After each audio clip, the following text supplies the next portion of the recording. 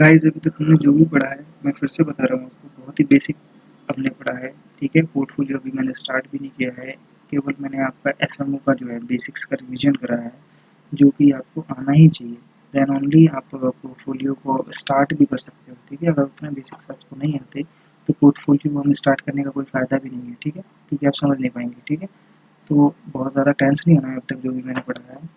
आपको या तो एक ऑलरेडी आना चाहिए था अगर आप पूरा एफएमओ का एक बुक पढ़ कर आए हो तो। ठीक है, और नहीं आता तो इसका सीधा सीधा मतलब है कि आपने एफएमओ अच्छे से नहीं पढ़ा है, तो इसीलिए मैंने उसको रिवाइज़ किया है।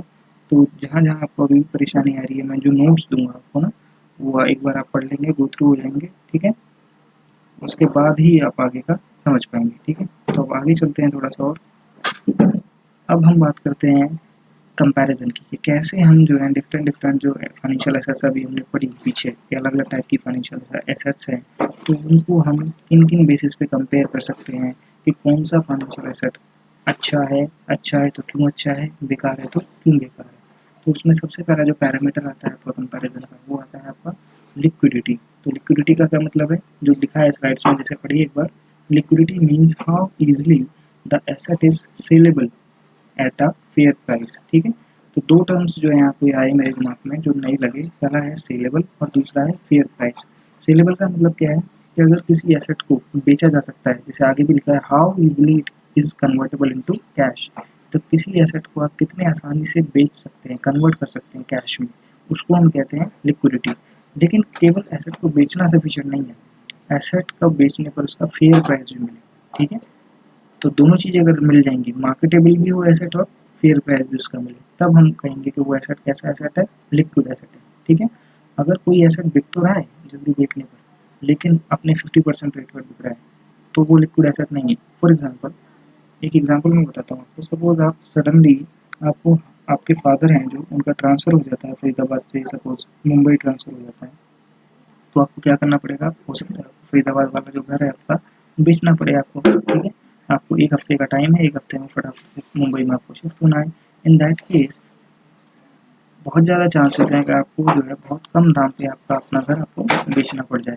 तो इसको हम कहते हैं डिस्ट्रेस सेल, जो सेकंड लाइन में टर्म लिखा है डिस्ट्रेस सेल।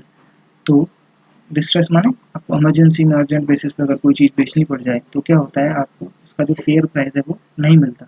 तो वो सेलेबल तो है, मार्केटेबल तो है, बिक तो गया, लेकिन उसका आपको फेयर प्राइस नहीं मिला। ठीक है, तो यही डिफरेंस है लिक्विडिटी में और मार्केटेबिलिटी में। मार्केटेबल का मतलब है सेलेबल, लेकिन अगर फेयर प्राइस पे वो सेलेबल है तब हम उसको कहते हैं लिक्विड एसेट। ठीक है, तो एक एसेट जो है लिक्विड एसेट तब कहलाएगी जब मार्केटेबल भी हो और फेयर प्राइस भी हो।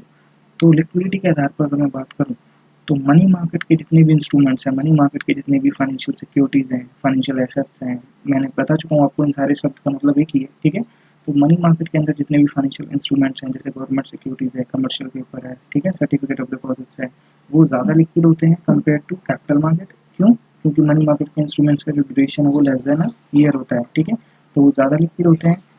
कैपिटल मार्केट, सेकंड नंबर पे कौन आता है लिक्विडिटी के टर्म्स में, कैपिटल मार्केट, और लास्ट में कौन आता है, रियल एस्टेट। जैसे कोई प्रॉपर्टी है आपका, जो मैंने अभी आपको एग्जांपल बताया, अगर आपको अर्जेंट बेसिस बेचना पड़े तो बहुत ज़्यादा चांसेस है कि आपको उसका फेयर प्राइस नहीं मिलेगा। ठीक है, तो लिक्विडिटी के मुकाबले में मनी मार्केट इंस्ट्रूमेंट सबसे ऊपर है, फिर कैपिटल मार्केट है और उसके बाद रियल एस्टेट।